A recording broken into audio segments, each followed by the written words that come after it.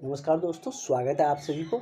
और आज हम लोग क्लास को आगे कंटिन्यू करते हैं, जिसमें कि हम लोग प्राइमरी हेल्थ केयर देख रहे हैं। जो भी कैंडिडेट एएनएम जीएनएम का है, उन सारे कैंडिडेटों के लिए जो आप लोग का क्लास चलाया जा रहा है। जैसे कि दो टॉपिक हम लोगों ने कुछ क्वेश्चन उसका कवर किया है, जैसे मिडवाइफरी और कम्युनिटी हेल्थ नर्सिंग। तीसरा हम लोगों का टॉपिक चल रहा है प्राइमरी हेल्थ केयर, जो कि बहुत ही ईजी टॉपिक है और बहुत ही मज़ेदार टॉपिक भी कर लीजिए और स्कोरिंग टॉपिक भी है। तो इन सब टॉपिकों से आप क्वेश्चन छोड़ नहीं सकते हैं। तो आप लोग ज़रूर इन सारे टॉपिकों को अच्छे से कवर करिए और बहुत ही एक्सप्लेनेशन के साथ हम आपको समझाते भी आ रहे हैं। इसका 2 पिछले क्लास हुए हैं।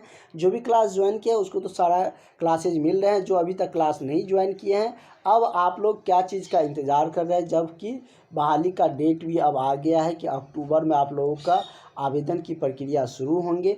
तो अब आप लोग जब इंतज़ार कर रहे हैं, अपना समय गंवा रहे हैं, तो आपसे कहीं ना कहीं आपकी जो नौकरी है वो दूर जा रहा है। क्योंकि जिसकी तैयारी बेहतर रहेंगे उसी को जॉब होंगे, क्योंकि कंपटीशन एग्ज़ाम है। जिसका जितना स्कोर रहेगा, जिसका जितना मार्क रहेगा, उसी को मेरिट में शामिल किया जाएगा। तो आप लोग ज़रूर इस नंबर पर कॉल करके व्हाट्सअप करके क्लास में जुड़ जाइए। डेली आपकी क्लासेस चलती है 6 से 7, और उसके बाद आपको नोट्स सारा कुछ प्रोवाइड किए जाते हैं और सारी वैसी सुविधाएं जो कि आपको सिलेक्शन दिला सके। तो हम लोग इस टॉपिक से लगभग 20 क्वेश्चन किए हैं। इससे आगे का क्वेश्चन हम लोग देखने जा रहे हैं। इसको हमने बहुत ही डिटेल्स में आपको बताते हुए आगे चले थे। कल रिवीजन भी करवाए थे पिछले 10 क्वेश्चन का, लेकिन आज हम लोग 20 क्वेश्चन से आगे का क्वेश्चन देखने जा रहे हैं। और इसमें बहुत ही शानदार तरीके से हम लोग आज का क्लासेस करेंगे, जिसमें कि जहाँ पर एक्सप्लेनेशन की ज़रूरत होंगी, आपको समझाने की ज़रूरत पड़ेंगे, वहाँ पर अच्छे से हम आपको समझाएंगे भी।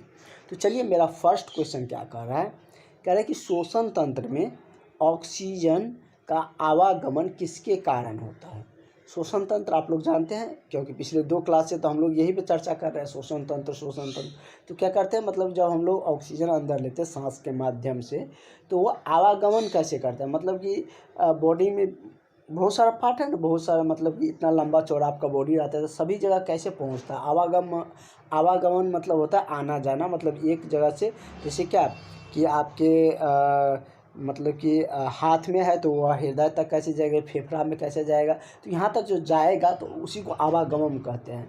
तो वो किस कारण से करते हैं, हेमोग्लोबिन या ग्लोब्यूलिन या प्लाज्मा या बिलिरुबिन।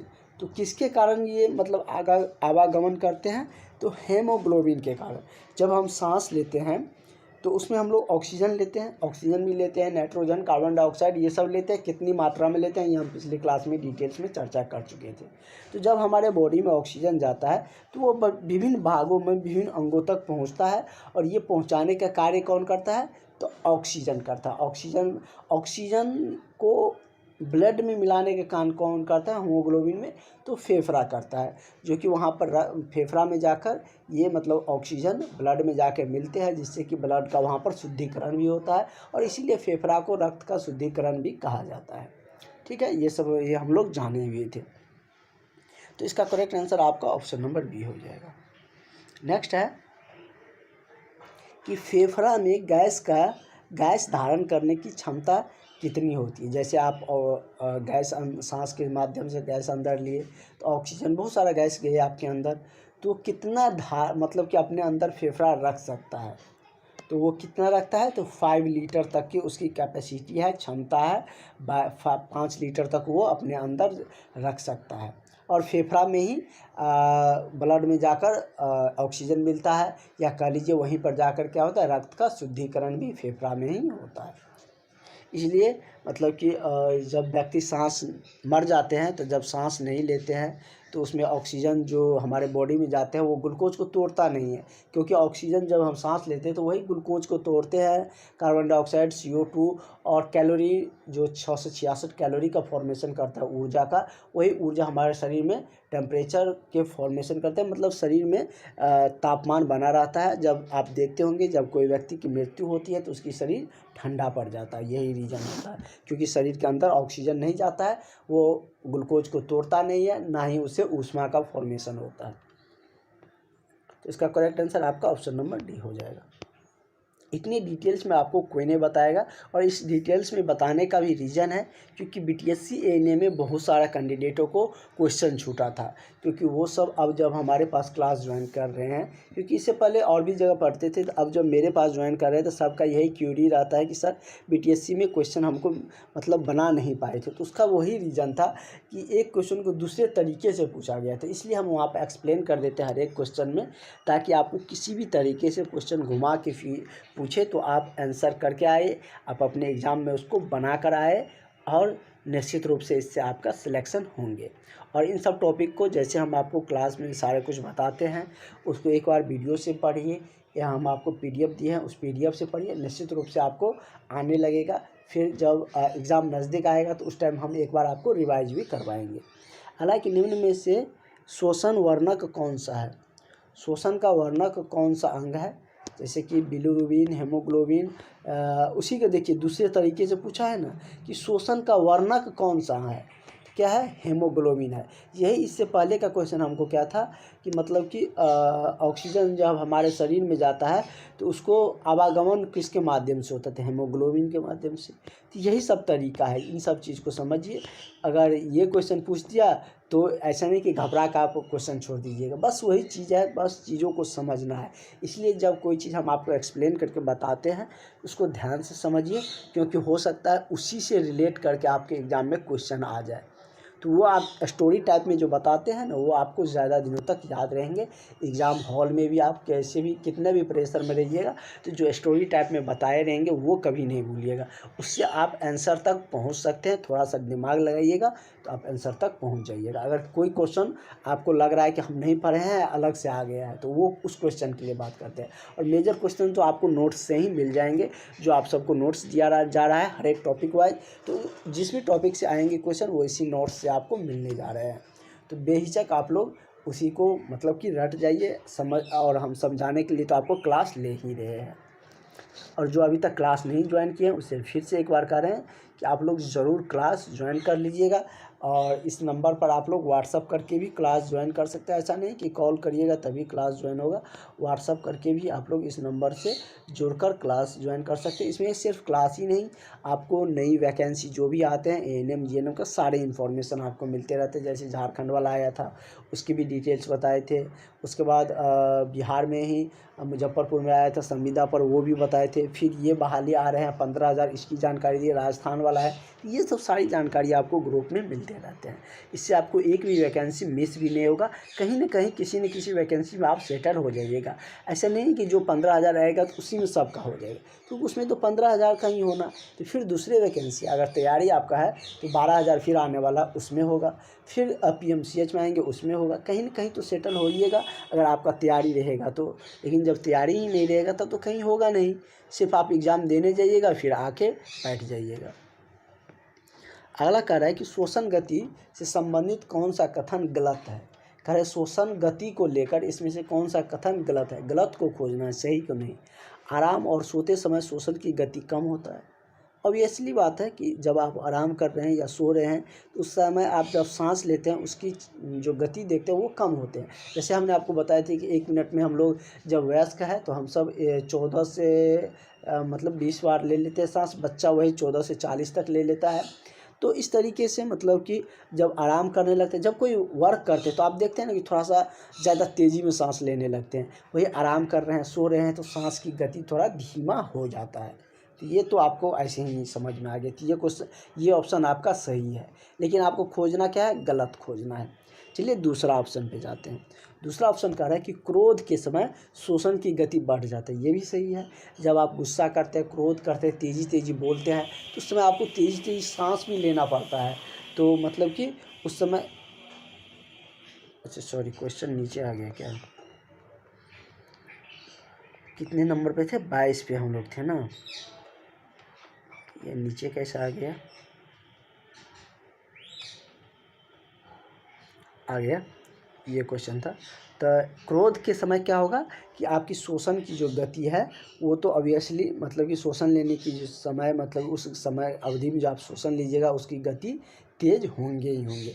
व्यायाम के समय श्वसन की गति सामान्य रहती है, ये भी गलत, ये तो गलत है, क्योंकि आप व्यायाम कर रहे हैं, एक्सरसाइज कर रहे हैं, आप फिजिकली वर्क कर रहे हैं, तो उस समय भी आपको ज़्यादा श्वसन की आवश्यकता होंगे। जैसे आप नॉर्मली आप कहीं मतलब बैठे हैं, कुछ कर रहे हैं, नॉर्मल रह रहे हैं, उसके अपेक्षा में जब आप व्यायाम करते हैं तो उस समय में श्वसन की गति समान नहीं रहेंगी, उस समय तेज़ी से आपको श्वसन की गति लेना पड़ेगा और सांस की ज़रूरत पड़ेंगे आपको। तो ये आपका गलत है, ये ऑप्शन ही आपका गलत है। तो यही आपको खोजना था कि इसमें से कौन सा गलत है। तो अब कैसे भी क्वेश्चन पूछेगा, सही गलत आप उसको बना दीजिएगा। ऐसे हम आपको तैयारी करवा रहे हैं, इस तरीके से हम आपको बताते जा रहे हैं। और ऐसे एक्सप्लेनेशन के साथ अब आपको यूट्यूब पे कोई ऐसा एक्सप्लेन करके आप लोगों के कोर्स का नहीं पढ़ाएगा, जिस तरीके से हम आपको इतना क्लियरेंस से पढ़ा रहे हैं, चीज़ों को समझा रहे हैं। इसलिए अब आप लोग एक भी क्लास मिस किए बने क्लास को ज्वाइन कर लीजिए, और आगे की जो क्लासेज है सारे इन्फॉर्मेशन भी आपको मिलते रहेंगे। तो इसका करेक्ट आंसर आपका ऑप्शन नंबर सी हो जाएगा। नेक्स्ट है कि ज्वारीय आयतन क्या है। ज्वारीय आयतन के बारे में हम लोग जानते हैं। इसमें दिया है कि अंतः शोषण के दौरान वायु का आयतन, अंतः शोषण के दौरान वायु का आयतन, या नीह शोषण, नीह या बाह्य शोषण कह लीजिए, विसर्ग लगा है तो उसको बाह्य शोषण भी कहते हैं। अंतः मतलब अंदर की तरफ जो सांस लेते हैं, नीह शोषण मतलब बाहर की तरफ जो छोड़ते हैं। नीह शोषण के दौरान वायु का आयतन, इसमें थोड़ा सा मिसिंग है, ए और बी दोनों होंगे, लेकिन इसका आयतन क्या होता है, कम होता है, इसमें बढ़ता है, ये रहेगा। तो इसका करेक्ट आंसर आपका ऑप्शन नंबर डी हो जाएगा, ए और बी दोनों सही हो जाएंगे। अगला है कि मनुष्य में सांस लेने की दर सामान्यतः प्रति मिनट कितनी होती है। मनुष्य कह रहे हैं तो आप लोग किस पे जाइएगा, मतलब कि जनरल जो आप लोग का मतलब कि हमने आपको बताया वयस्क पे ही जाएंगे, बच्चा पे तो ऐसे जाएंगे नहीं। अगर बच्चा का पूछेगा तो उसको क्लियरीफाई कर देगा कि बच्चों एक मिनट में कितना सांस लेंगे। लेकिन यहाँ पर दिया है कि एक मनुष्य सांस लेने की दर एक मिनट में कितना होता है। हमने आपको बताए थे कि 12 से 14 या 20 के बीच में, हमने आपको बताए थे कि 12 से 20 के बीच में एवरेज लेकर चलते हैं, या 14 से 20 हमने बताए थे। तो यही एवरेज है इसका, तो 12 से 16। तो इस तरीके से ऑप्शन में कुछ भी रहेगा तो आप वहाँ पर गलत मत करिएगा, जो हमने आपको बताया है उसी के रेंज में रहेगा, आगे पीछे रहेगा। वो एवरेज रहता है तो थोड़ा आगे पीछे रहता है, उसमें कोई दिक्कत है नहीं, ठीक है। तो इसका करेक्ट आंसर आपका ऑप्शन नंबर ए हो जाएगा। नेक्स्ट क्वेश्चन आपका क्या कह रहा है कि कोशिकीय शोषण के प्रकार है, मतलब कोशिकीय शोषण का कौन सा इनमें से प्रकार है। तो जैसे इसमें दिया है कि वायवीय शोषण या अवायवीय शोषण, जिसमें हम लोग सांस लेते हैं मतलब कि गैस से अंदर लेते हैं, या जिसमें वायु अंदर नहीं लेते हैं तो उसको अवायवीय शोषण कहते हैं, या बाह्य शोषण, या ए और बी दोनों। तो कोशिकीय शोषण का प्रकार ये दोनों होता है, वायवीय शोषण और अवायवीय शोषण। तो इसका करेक्ट आंसर आपका क्या हो जाएगा, ए और बी दोनों। और ये किस में दिया है, तो ऑप्शन नंबर आपका डी में दिया है। तो इसका करेक्ट आंसर आपका क्या हो जाएगा, ऑप्शन नंबर आपका डी सही हो जाएगा, ठीक है। तो इस तरीके से अब आप लोगों को कोई दिक्कत होना नहीं चाहिए, जितने अच्छे से हम आपको एक्सप्लेन करते हुए सारे चीज़ों को बताते हुए आगे चल रहे हैं। नेक्स्ट क्वेश्चन पे हम लोग चलते हैं। अगला क्वेश्चन क्या कर रहा है, और आप लोगों का डिस्कशन ग्रुप भी जल्द बनेंगे। इसके लिए जो हमने आपको टास्क दिए थे, आप लोगों को क्या टास्क मिला था कि जो भी कैंडिडेट ग्रुप में ऐड हो गया अपने 2 फ्रेंड, क्योंकि जब आप डिस्कस करते रहिएगा ना तो उस डिस्कशन में आपका अपना फ्रेंड रहेंगे तो अच्छा रहेगा। नहीं तो अगर किसी के साथ हम आपको ऐड कर देंगे तो उसका मतलब कि दिक्कतें हम ही को होंगे, क्योंकि हमने पिछले जब से सेशन चला रहे थे उसमें ये हुआ था। इसलिए हम इस बार ऐसा नहीं करेंगे, आप ही का फ्रेंड रहेगा उसमें, और आप जो आपका अच्छे फ्रेंड है उस 2 फ्रेंड को क्लास में ज्वाइन करिए, और आप तीनों को मिलाकर ग्रुप डिस्कशन का एक मतलब ग्रुप बनेगा, जिसमें कि आपको टॉपिक दिया जाएगा। इस टॉपिक पर आपको क्या क्या करना है वो पॉइंट हम आपको बताएंगे, सबके लिए वो मतलब कि उस टॉपिक में मैसेज चला जाएगा, इस पॉइंट पर आपको डिस्कस करना है, ये क्वेश्चन रहेंगे। तो इससे आपकी तैयारी और भी बेहतर होंगे। तो इसके लिए आप लोग जितनी जल्दी अपनी ग्रुप बनाइएगा उतना जल्दी आपकी डिस्कशन क्लास शुरू हो जाएगा। अगला है कि निम्न में से श्वसन संबंधित रोग क्या है, मतलब कि श्वास से संबंधित इसमें से कौन कौन से रोग हो सकते हैं। तो ये हमने आपको कल भी डिटेल्स में बताए हुए थे, आज भी हम आपको बता देते हैं। तो दम्मा, दम्मा क्या है, सांस से रिलेटेड दो मतलब कि रोग है। निमोनिया भी सांस से ही होते हैं। उसके बाद कहें तो तपेदिक भी सांस से ही होते हैं, और भी होते हैं। टीबी भी सांस से ही होते हैं, सांस से संबंधित ही रोग है। ये सब होते कैसे हैं, तो ये हम आपको बता देते हैं, ठीक है। तो जैसे ये आपका हो गया, मतलब कि इसको आप कह सकते हैं क्या, इसको ब्रॉन्ची कह सकते हैं। क्या कह सकते हैं, ब्रॉन्ची, इसका नाम है ब्रॉन्ची, ठीक है। CH है, ब्रॉन्ची है। और इसमें मतलब कि ऐसे ऐसे रहता है, ज़्यादा कुछ रहता नहीं, ऐसे ही आकार आकृति रहता है। इससे मतलब कि जुड़ा हुआ रहता है। क्या जुड़ा हुआ रहता है, तो ऐसे ऐसे ऐसे ऐसे करके ऐसे ऐसे आकार का, सेम ऐसे इसी आकार का रहता है, ऐसे ऐसे जुड़ा रहता है। इसको बोलते हैं एलिवियली। इसका नाम लिख देते हैं, यहाँ पर लिख देते हैं ALVEOL, एलवियोली बोलते हैं इसको। ये मतलब कि ब्रॉन्ची से जुड़ा रहता है।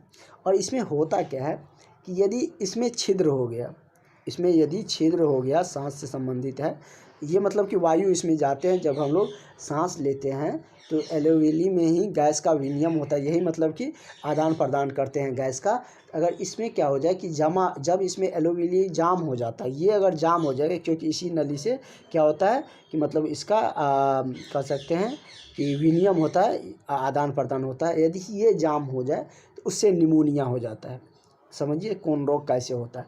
यदि ये जाम हो जाए, जो एलवीएली है, एलवीएली अगर ये जाम हो जाए तो इससे निमोनिया हो जाएगा। क्या हो जाएगा, निमोनिया हो जाएगा। यदि इसमें छिद्र हो जाए, अगर इसमें छिद्र हो जाए तब क्या होते हैं, तो तब टीबी हो जाता है। क्या हो जाता है, अगर इसमें छिद्र हो गया तो टीबी हो गया, अगर ये जाम हो गया तो निमोनिया नामक बीमारी हो गया। छिद्र होने पर टीबी हो जाता है। अगर छिद्र हो जाता है तो उस पर बलगम जम जाता है। क्या जम जाता है, बलगम। बलगम आप लोग जानते हैं ना, जैसे आप लोग ब्रेड पे देखते होंगे ना, जम जाता है, कुछ उसी तरीके से इस पर बलगम जम जाता है। तो जब इस पर बलगम जम जाता है तो उसको क्या कहते हैं, उसे दम्मा रोग कहते हैं। क्या कहते हैं, उसी को दम्मा रोग कहते हैं। देखिए सब सांस से ही संबंधित है। कैसे होता है, इतना क्लियर में हम आपको बता दिए, पूरे एक्सप्लेन के साथ, फिगर भी विथ फिगर के साथ ड्रॉ करके हमने आपको बता दिए। अब इससे रिलेटेड आपको कभी दिक्कत नहीं आएंगे। एक ब्रॉन्ची रहते हैं, उससे क्या होता है, एलवीएली जुड़े हुए रहते हैं, जो गैसों का क्या है, विनिमय है। जब हम सांस लेते हैं तो ये गैसों का आदान प्रदान करते हैं। अगर ये जाम हो जाता है तो निमोनिया नामक बीमारी हो जाता है। अगर इसमें छिद्र हो गया तो टीबी हो जाएगा। अगर इस पर छिद्र होने के बाद इस पर बलगम जम गया तो इससे दम्मा हो जाता है। तो ये तीनों इसी से संबंधित, श्वास संबंधित ही रोग है। अब कभी भी इस तरीके से क्वेश्चन आएगा तो अब आप लोग कंफ्यूज बिल्कुल भी मत करिएगा। इस तरीके से हमें एक्सप्लेन करके आपको बता दिए हैं। अगर होगा तो आप लोग इस नोट्स को अगर लिखते हैं या मोबाइल में ही पढ़ते होंगे तो कोई बात ही नहीं है, लिखते हैं तो लिख लीजिएगा, नहीं तो हम ट्राई करेंगे इस पर लिखा हुआ नोट्स आपको दे दें। ठीक है, तो इतने अच्छे से हम एक्सप्लेन कर दिए। तो चलते हैं नेक्स्ट क्वेश्चन की तरफ। इसका आंसर क्या हो जाएगा, अब देखिए। तो श्वास संबंधित रोग में क्या, दम्मा तो आ ही जाएगा, क्योंकि इससे ही दम्मा होते हैं। निमोनिया भी सांस से ही संबंधित है, और तपेदिक भी इसी से संबंधित है। टीबी रहता तो टीबी भी मतलब इसी से संबंधित है। तो इसका करेक्ट आंसर आपका ऑप्शन नंबर डी हो जाएगा। ठीक है, नेक्स्ट क्वेश्चन की तरफ बढ़ते हैं। ठीक है, इसमें आप कोई दिक्कत आपको होना नहीं चाहिए। इतना एक्सप्लेन करके हम आपको बता दिए। इतना एक्सप्लेनेशन के साथ आपको कहीं पर जो आप लोगों के कोर्सेज होते हैं वहाँ पर नहीं बताया जाएगा, जितने एक्सप्लेन और जितने अच्छे से हम आपको बता देते हैं। और यही आपके एग्ज़ाम में काम आने वाले हैं कि क्वेश्चन आप कितना रटते जाइएगा। जब तक आपको थ्योरी एक्सप्लेन करके नहीं बताया जाएगा, क्वेश्चन एक अनंत यात्रा है। क्या है, एक अनंत यात्रा है, चलते जाइए, कभी समाप्त नहीं होने वाला है। लेकिन आपका थ्योरी क्लियर है ना, तो उसको आप पकड़ लीजिएगा, उसको सिमेट कर छोटा कर लीजिएगा। तो यही मतलब कि मतलब एग्ज़ाम निकालने सबका की पॉइंट होते हैं। तो चलिए हम लोग नेक्स्ट क्वेश्चन की तरफ बढ़ते हैं। अगला क्वेश्चन देखते हैं। अगला क्वेश्चन कह रहा है कि अरे ये पहला कैसे आ जाता है, थोड़ा सा क्वेश्चन में आज कुछ PDF में थोड़ा ऊपर नीचे हो जाता है, ले जाते हैं क्वेश्चन को आगे तो वो आ जाता है 1 नंबर पर। कह रहा है कि आज इतना ही क्लास रखने के लिए। समझ रहे हैं ना आप लोग भावना क्या कर रहा है। लेकिन हम लोग अभी और क्वेश्चन करेंगे, अभी हमारे पास कुछ समय बचा हुआ है। ज़्यादा क्वेश्चन नहीं करेंगे क्योंकि आप लोग उतना देर देखते नहीं है, क्योंकि आप सबके देखने का टाइम ड्यूरेशन हमको पता चल जाता है। अगर जिस दिन आप लोगों का टाइम ड्यूरेशन बढ़ जाएगा उस दिन हम आप लोगों को क्लास भी लंबा लेने लगेंगे और इससे लंबा। तो ये क्वेश्चन था 28 तक हम लोग कर चुके थे ना, ठीक है। 29 क्वेश्चन क्या कह रहा है, 10-15 क्वेश्चन ही करेंगे, एक्सप्लेन के साथ अच्छे से करेंगे क्योंकि अभी हमारे पास समय भी है, अच्छे से कवर करते, क्योंकि फिर दोबारा आपको ऐसे बताएंगे कि दोबारा आपको वो चीज़ पढ़ने की ज़रूरत नहीं पड़ेंगे। आप उससे रिलेटेड जो भी क्वेश्चन आएंगे, जो भी क्वेश्चन फॉर्मेशन होंगे उसको आप बना कर आइएगा। खैर, श्वसन तंत्र में कार्बन डाइऑक्साइड का आदान प्रदान किसके द्वारा होता है, तो श्वसन तंत्र में कार्बन डाइऑक्साइड का कार्य है। तो कार्बन डाइऑक्साइड के बारे में, जैसे श्वसन तंत्र में क्या कार्बन डाइऑक्साइड, ऑक्सीजन, नाइट्रोजन ये सब अंदर जाते हैं। श्वसन में ये कार्बन डाइऑक्साइड कितने मात्रा में, 0.03% में लेते हैं, छोड़ते हैं कितने मात्रा में, तो 4%। तो इसका आदान प्रदान किसके फॉर्म में होता है, किसके द्वारा होता है, तो बाइकार्बोनेट द्वारा, हेमोग्लोबिन के द्वारा, प्लाज्मा द्वारा, या इनमें से सभी। तो ये तीनों इसका मतलब कि क्या है, आदान प्रदान का जरिया है। तो इसका भी करेक्ट आंसर आपका ऑप्शन नंबर डी हो जाएगा, ठीक है। जब भी आपको ऑल ऑफ दीज वाला आंसर दिखे और उसमें लगे कि आपका 2 ऑप्शन आपको पकड़ है, 2 ऑप्शन सही हो रहा है, तो आप ऑल ऑफ दीज मार दीजिएगा। और जब 2 ऑप्शन सही हो रहा है तो तीसरा ऑलरेडी सही हो जाएगा, ठीक है। नेक्स्ट क्वेश्चन हम लोग देखते हैं और आज का लास्ट क्वेश्चन हम लोगों का यही रहेगा, सांस को छोड़ते समय गैस का प्रतिशत क्या होता है। चलिए हम लोग जानते हैं। सांस के छोड़ते समय हमने आपको बताए थे, सांस लेते समय गैस का क्या प्रतिशत रहता है, दोनों को एक्सप्लेन कर लेते हैं। यहाँ पे हम लोग देखते हैं सांस लेते समय, यहाँ पे हम लोग देखते हैं सांस को छोड़ते समय। तो ऑक्सीजन कितना लेते हैं, तो ऑक्सीजन हम लोग 21% लेते हैं। 21% भी है तो सही है, ठीक है। अगर 16% भी, इसमें 16% दिया है इसलिए, लेकिन 21 ही आप लोग मान कर चलिए, इसको करेक्ट होगा तो कर लीजिएगा। जनरली आपको 21 ही आएंगे, ठीक ना। 21% आपको ऑक्सीजन हो गया। CO2 हमने आपको बताए थे, लेते समय हम लोग 0.03% लेंगे। और नाइट्रोजन N2 78%, कितना, 78%। 1 मिनट रुक जाइए, कितना लेते हैं, तो नाइट्रोजन हम लोग 78% लेते हैं, ठीक है। वही छोड़ते समय कुछ हम लोग क्या करते हैं, चापलूसी कर लेते हैं, या कहिए कुछ बेईमानी कर लेते हैं। जितना लेते हैं अंदर, छोड़ते समय करते हैं उतना ही, लेकिन जो हमारे लिए ज़रूरत है उसको रख लेते हैं, जो नहीं ज़रूरत है उसको मिलावट करके भेज देते हैं। जैसे क्या, मतलब कि आपको दूध बेचना रहता है, तो अगर आपको कुछ पीना है तो दूध उसमें से निकाल के पानी मिक्स करके सेल कर दिए।